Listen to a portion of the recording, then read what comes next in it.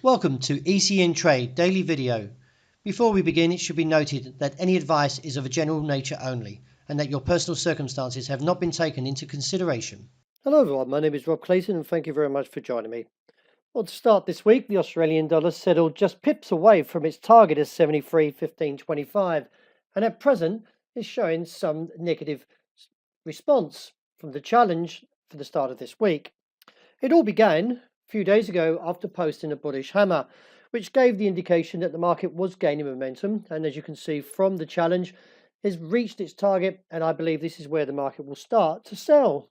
Therefore, I do expect to see a retreat from this level and look towards the support at 72.85 as minor and down to 72.45 and then towards 71.75.85, which is seen as the objective at present.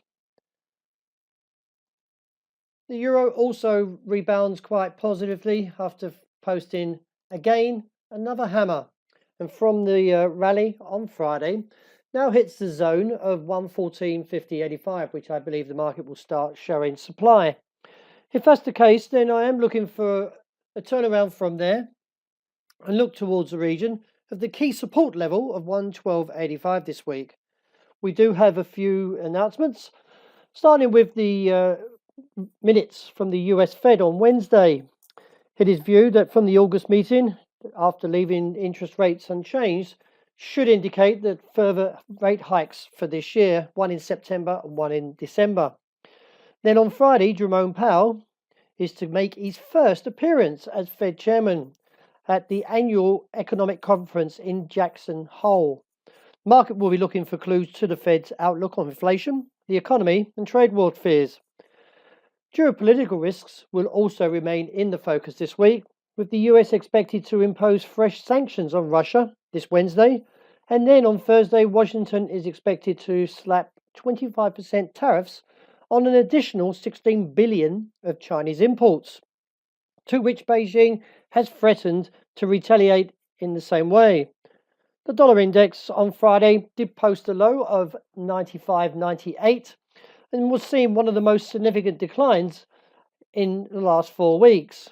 Nevertheless, as I mentioned, the trading opportunity should give us a view that the bears will supply, should I say, from 114.50.85 and look to the immediate target of 113.75 and then lower down towards 113.45. A break beneath 112.85 views no support level until 111.40.55.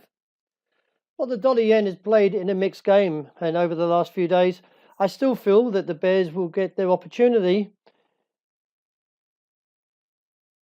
if the market takes another swipe at the 111 figure region.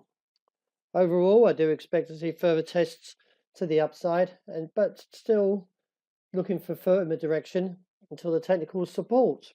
As I mentioned, the bears may return, and if so, could see a move towards the region of 110.10.15. Now, while this level holds, I'm still holding a bullish view, but if it breaks, then stops could see a move down towards 108.75, so do keep that in view. As I mentioned, a break above 111.05 will give further support to a rally of 111.55.65 and reassess from there. It is assessed that the pound will be under a lot of stress this week. It is reported in the newspapers that the UK government is preparing for a deal or no deal Brexit, as the first round of notices are released this Thursday. If that's the case, we could see the market easily turn around from current levels where supply zone above 128 to look down towards the 126.60 level, which was recently challenged and respected, but still I believe it's defenseless if it does take another challenge, and therefore could see a weaker fall towards the region of 124. Since the long-legged doji in gold, the market has maintained relatively positive, and I do expect to see further gains into the coming week. My objective at this stage is at 1,190 to 96 before profit taking is likely to emerge.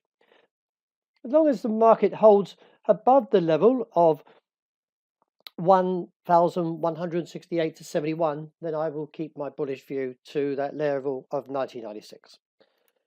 Rounding up with oil, well, the market took a stab to the upside and failed to claim the 66 break level. Instead, looks weak. Therefore, I do expect to see further declines this week, and with a target holding towards the region of $62 a barrel and reassess from there.